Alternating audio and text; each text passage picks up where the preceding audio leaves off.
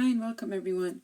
Okay, so in today's lesson, which might be a little bit longer than usual, I will be making an overview of all 12 tenses. Now I know we have taken them over and over, each grammar tense I have made a video on, and we did worksheets, and we worked in our workbooks. So now I just want to do a kind of quick overview of all 12 tenses, all in one video. But before I begin, why are tenses so important? Most important part of English language are the tenses. And because we have been studying and practicing the use of tenses since school days, the tenses are the most important part of the English language. If you wish to write a correct sentence or wish to say anything to anyone, you need to express the idea in the right form of tenses. So basically, the English language has three main time divisions. And as we know, the three main time divisions are the present, past, and the future. And these all they're expressed by the tenses. So each tense is subdivided to express other aspects within its general time. And tenses form, they form the backbone of the English language. Also, tenses, which is the most appropriate to express the idea, should be used. Else, the statement or question would express something opposite to what you wanted to state or write. Again, the tense, which is the most appropriate and important to express the idea, should be used. Else, the statement or your question would express something opposite to what you wanted to state or write.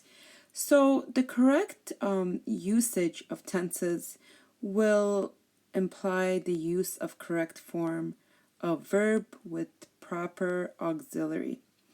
So that is the importance of the English language grammar. And what is a tense? Again, tenses can be classified as the part which enables one to frame short, long sentences or write stories or essays, etc. So, if you have little knowledge or incorrect knowledge of the tenses, you're going to be in trouble. And you don't want to do that, because if you are talking to a fluent English language person, they're not going to understand. And you don't want to, make a fool of yourself. And you want to have, the correct and proper knowledge to at least, have your sentences be correct. So there is no denying the fact that the English language has become the dominant language around the world. Since it is also important as a global language of business, it is necessary to develop the effective communication skills of the English language. And what are the effective communication skills of the English language? They are a necessity for people of all professions. So, the English language, in, easier words, is the number one language for people of all professions. So, the concept of English verb tenses is very important, and it establishes effective communication. So if you want to maintain both ways of communicating better, speaking better, writing better, you need to gain mastery of English tenses, because a command of 12 basic tenses of the English language will aid you to immensely in gaining effective communication skills. I hope you understood everything that I said. So now I just spoke about the importance of the English grammar tenses and why we are studying them. And now let's begin. Now, as I said, we have the present tense, which we have the present simple, the present continuous, and the present perfect continuous. Now, the present simple, what is the function? Or in other words, why do we use the present simple? Well, we use the present simple for permanent situations. We use the present simple for repeated actions and for timetables and programs. Also, we use it for facts, which are permanently true. So, for example, for a permanent situation, she works in an office. This is a permanent situation. She works there every day. As of now, it's her permanent job. For repeated actions, for example, he often goes to the cinema. So this is, we are saying إنه دايما بيروح السينما. For facts, the sun sets in the west. This is a true fact. For timetables and program, the lesson starts at 9 o'clock. So this is the present simple function. Why do we use the present simple?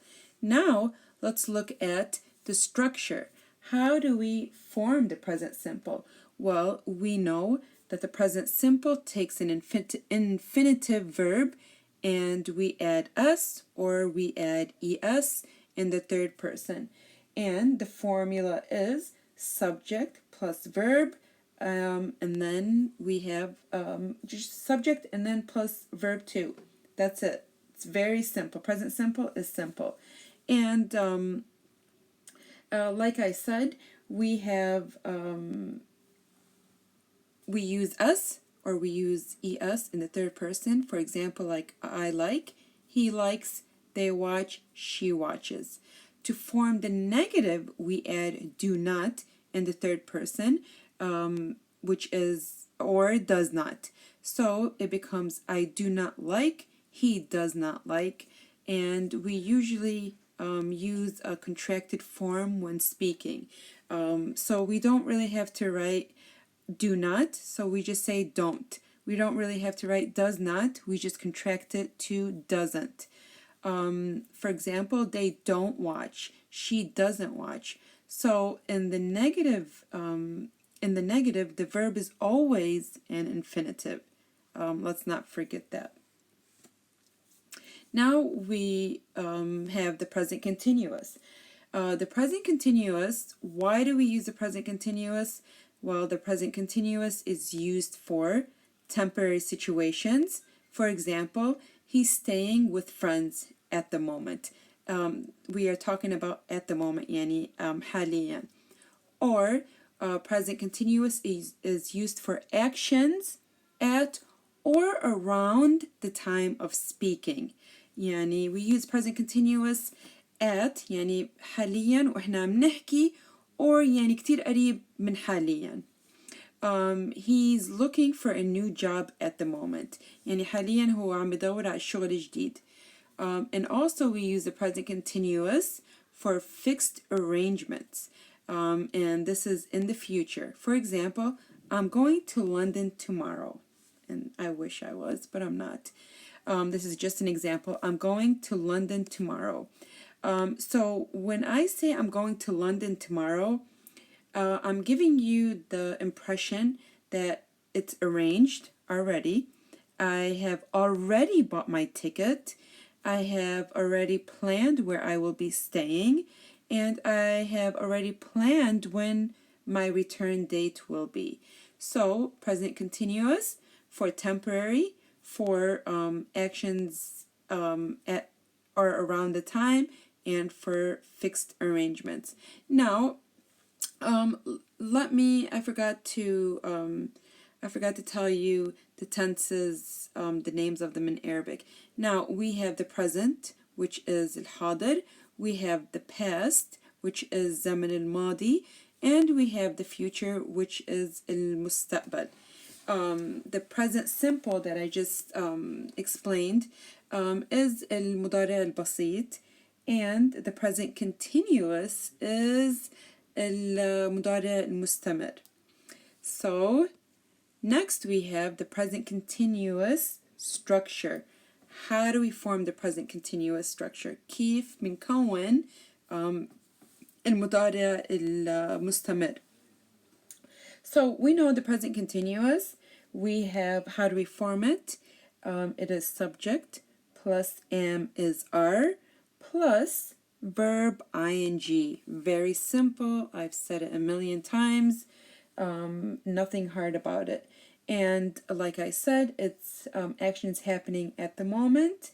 For example, when we have the present continuous is formed with the verb to be. I am, you are, he is, she is, etc. as we know them. And we add ing to the principal verb, like he is going to London next week. Or in the negative sentence, we add not. So it becomes I am not, you are not, he is not, plus the ing. For example, she is not going to London next week. Or we usually use a contracted form when speaking. So, we don't have to make our sentences even longer. So we say I'm not, you're not, he isn't, she isn't, plus going to. So we already know all of that. And remember, present continuous اللي هو المضارع المستمر. Next we have our present perfect. Present perfect, why do we use the present perfect? We use the present perfect for actions which happened at an unstated time in the past. Okay, so in the past and still continuing. For example, he has sold his car. When? We don't know. We use the present perfect for actions which started in the past and continue up to the present. For example, she lived in Telde for 10 years. Okay? And she still does. So this is an action that started in the past and it's still continuing up until the present, up until this time. We also use the present perfect to express actions which have finished so recently that there is evidence in the present. For example, he has just painted the room. He has just painted the room. How do we know? Because the paint is still wet. Okay. How do we form the present perfect? We know that we have the present perfect is formed with have plus the past participle. In the third person, we use has. So, I have been to London. I am back now. She has gone to London. She is not back yet. Or, he's been in London for 2 days. He's still there. So, for when we say third person, we mean he, she. And to form the negative, we add not. And usually we use contracted form when speaking, like I haven't, she hasn't been to London. So that's pretty easy. And how do we form it? Subject plus have, has, plus verb, which is verb 3, the past participle. Okay, now we move along to the past tenses. And the past tenses, as we know, we have the past simple, we have the past continuous, and we have the past perfect continuous. So let's talk about each one.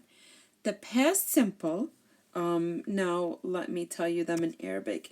The past simple, which is الماضي البسيط, and the past simple, why do we use the past simple? We use the past simple to talk about actions that started and finished in the past. Again, الماضي البسيط, we use the past simple to talk about actions that started and finished in the past. For example, I went to the cinema. I saw John in the high street. Or Peter had eggs for breakfast. So these are all sentences that talk about actions that started in the past, that started and finished. Okay? So past simple, actions that started and finished. I went to the cinema. I went and I came back. I saw John in the high street. I saw him and left. Peter had eggs for breakfast. It's an action that started and finished. Okay? So remember the past simple, actions that started and finished in the past and gone. How do we form it? Subject plus verb, which is the past and verb 2. Now, the structure of the past simple, for the regular verbs, we add ed, like look, looked, clean, cleaned, wait, waited. Now, if you notice when I pronounce looked, it sounds like if I was to write it, it would be L-O-O-K-T, looked.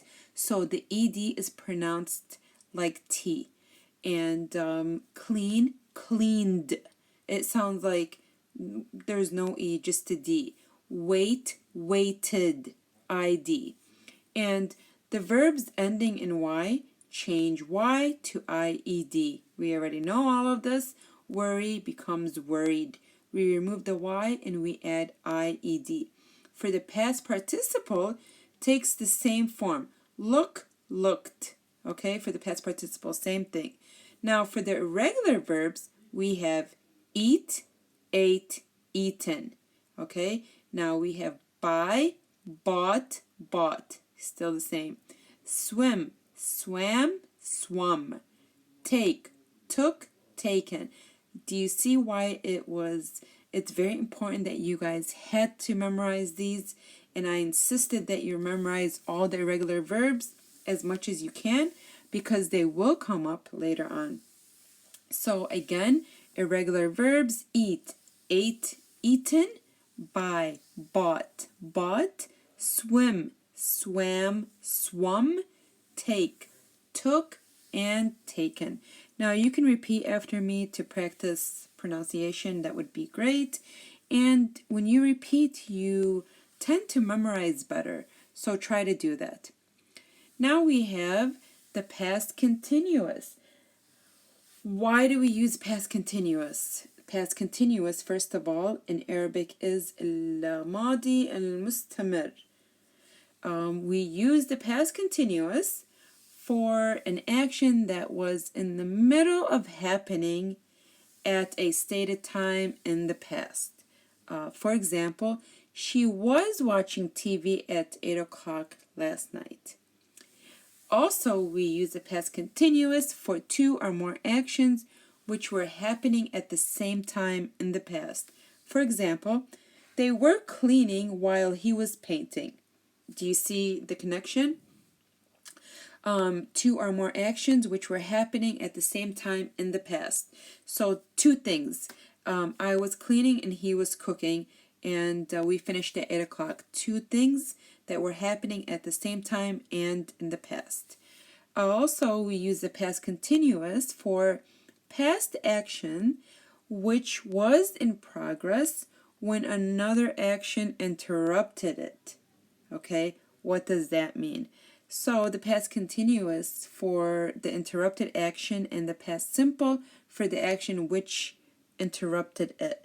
For example, She was watching TV when the telephone rang. I gave you the sentence before.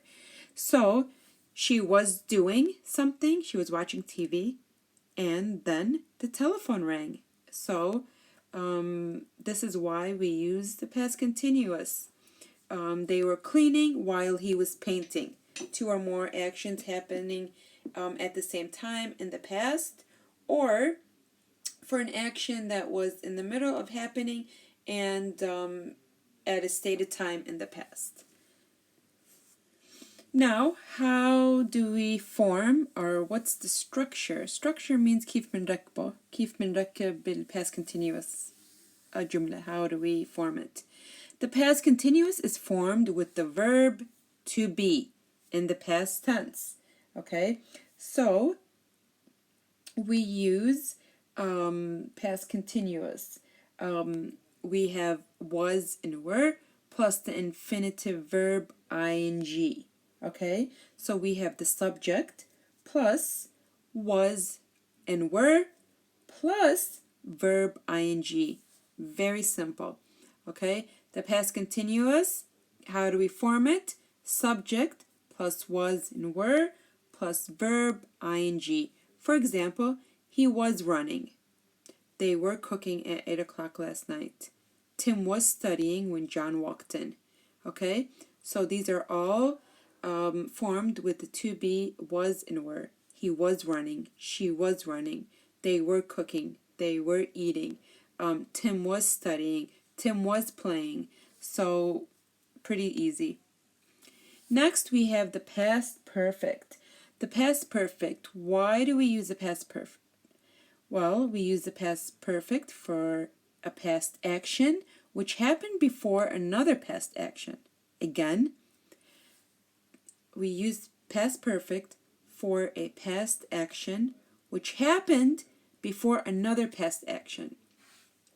For example, they had already gone when I arrived home.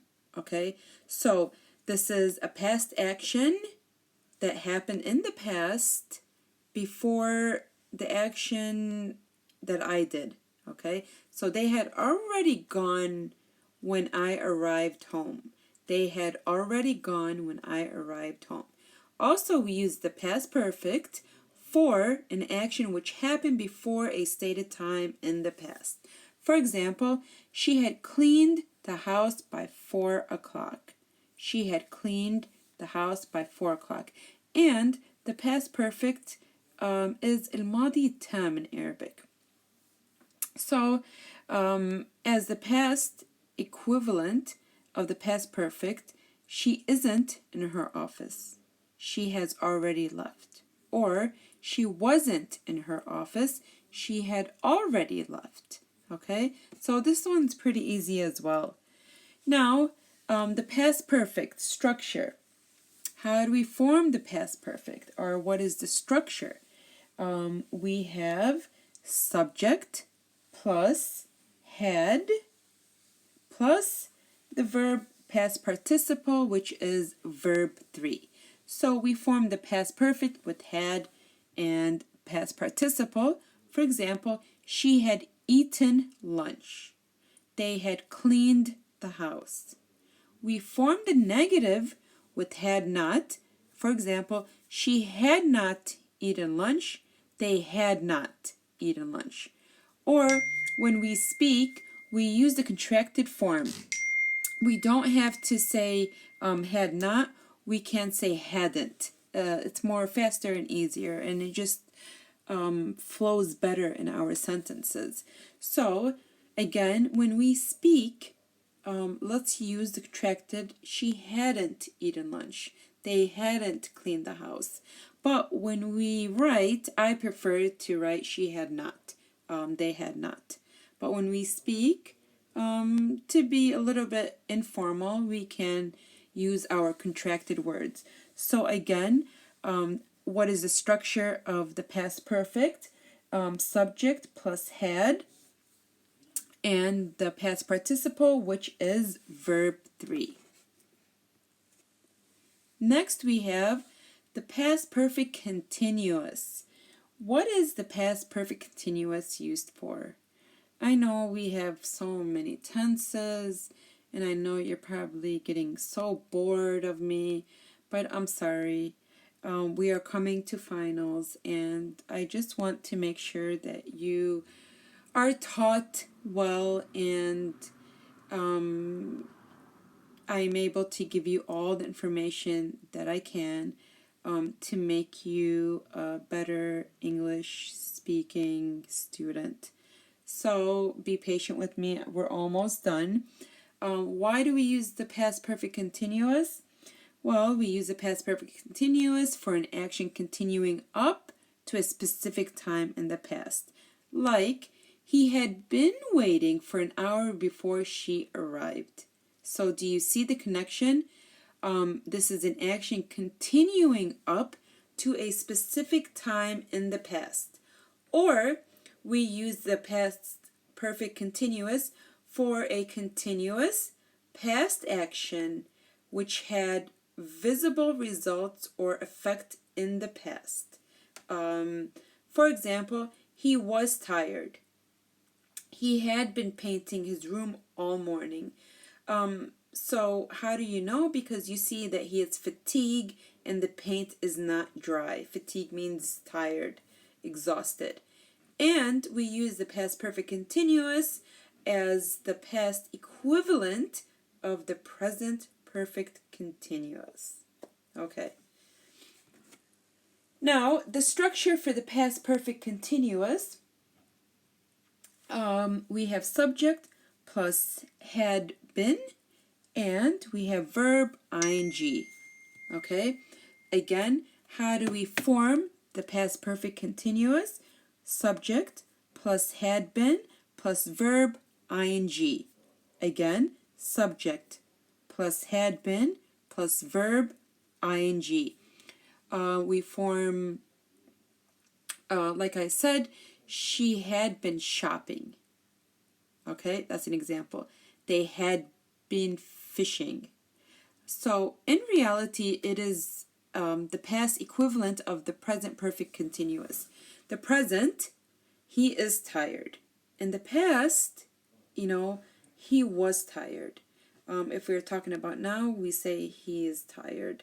If, we're talking about last night, yesterday, we say he was tired, so he fell asleep early. If you want to talk about now, you would say he is tired. I'm sorry, we can't go out. So, again, in the present, he is tired. He has been working hard. Or in the past, he was tired. He had been working hard. So this is a perfect way to form your sentences. Next, finally, we reached our future tenses. And like I said, the future tense, the future simple, which is المستقبل البسيط. And we have the future tenses will, and we have going to, and we have the present, the future present continuous with a future time. And let's begin with the future. Here we have the will future. So the will future is used for to express on-the-spot decisions. Okay, so if I ask you, what would you like to drink, tea or coffee? And you would have to respond really quick. You would say, I would like some coffee. Okay, so this is why we use the future will to express on-the-spot decisions. Or you can say, it's cold, I'll close the window. So, because I'm feeling cold, I'm going to close the window. So this is on-the-spot decision. We also use will future for to express predictions or promises. Like, for example, I think it will rain tomorrow, or I think it will rain. We also use will future when it is not certain that something will happen. Now, we know that it is rarely a prediction or possibility. We talked about prediction and we talked about possibility, and we talked about what words to use. For example, If he comes early, we will go to the theater. Okay, so this is a not certain that something will happen. Like, I don't know if he's going to come or not, but if he comes early, we will go to the theater. So this is basically our will future. Again, we use will future to express on the spot, to express quick decisions, to express predictions, promises, and for uncertain situations when you're not sure. If I ask you, what will you have for dinner?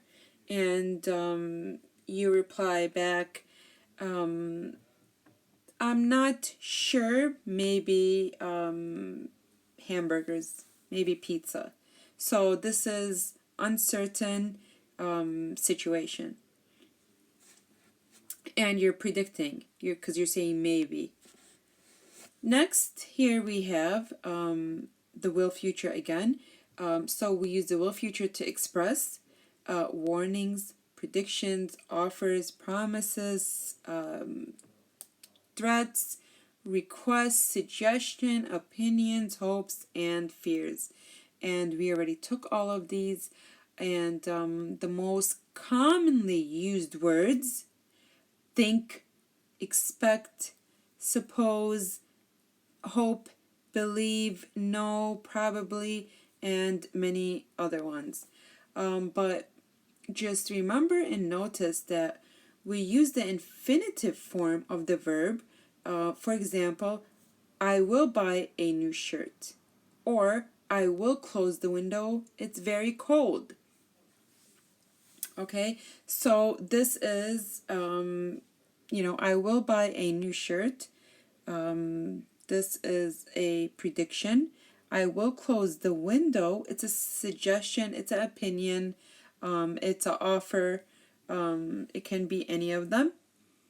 Next, we have will and shall. Will and shall. Shall is used with I and we in questions, suggestions, and offers.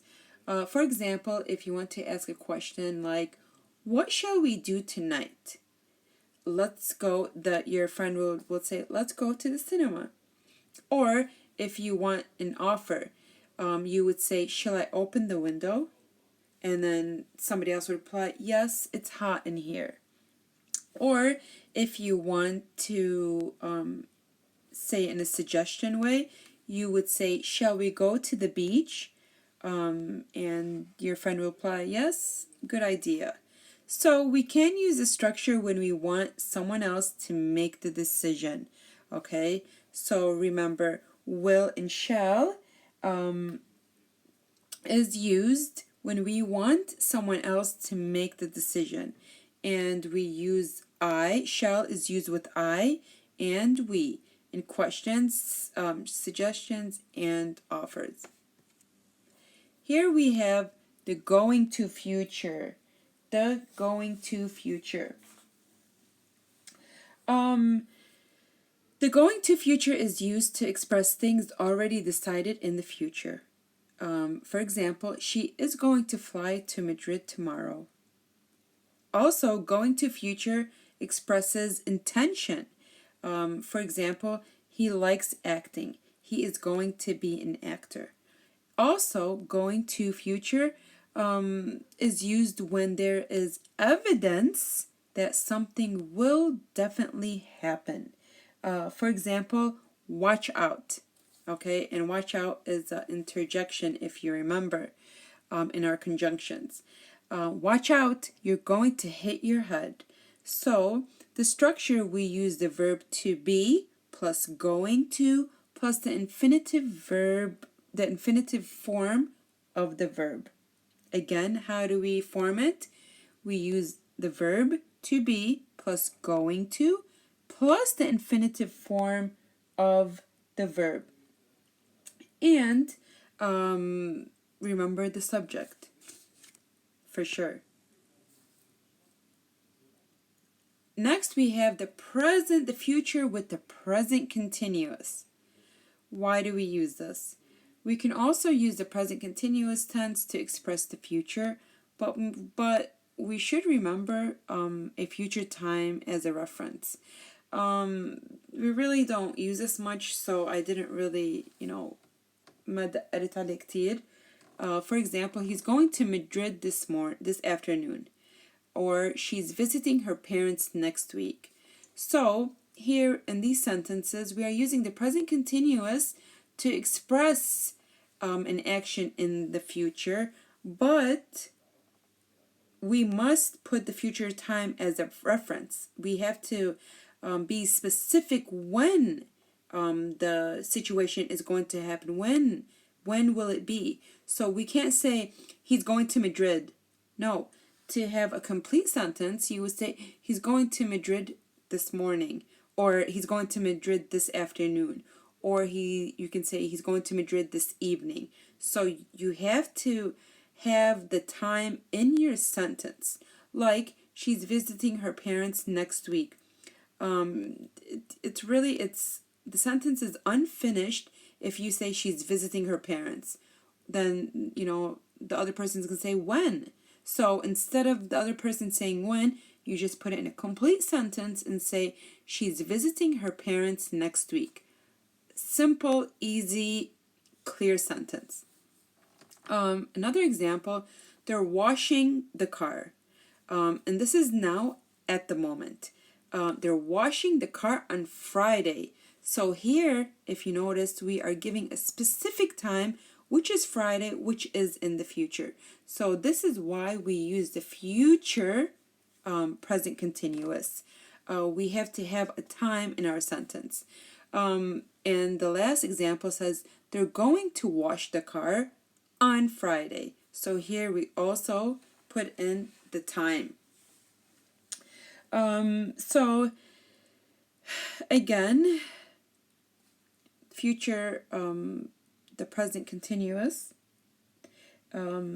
subject plus will, have been, ing, plus the verb ing. We really don't use it much. Just remember that we must put in the time. We have to put in the future time as a reference to let the reader or to let your listener know your full sentence. And the future perfect continuous is called المستقبل التام المستمر. Okay? المستقبل التام المستمر. And like I said, the future perfect is المستقبل التام, and the future continuous المستقبل المستمر, and the future simple is المستقبل البسيط. I'm getting all confused up. Okay. Now, we are done with all 12 tenses, which is amazing. Here I have a worksheet, and I would like for you to write the simple past and the past participle of the following words or verbs. So you could do it in your free time just for extra credit. And that concludes our lesson for today of all 12 tenses. Remember, we have the present, past, and the future. I hope you got a better understanding of all 12 tenses. If you want more information, more detailed, please go to my other videos of each tense separately. And that concludes our lesson. Have a great, awesome day. Be productive. Be excellent. Be sweet. Be kind. Be gentle. Until our next lesson.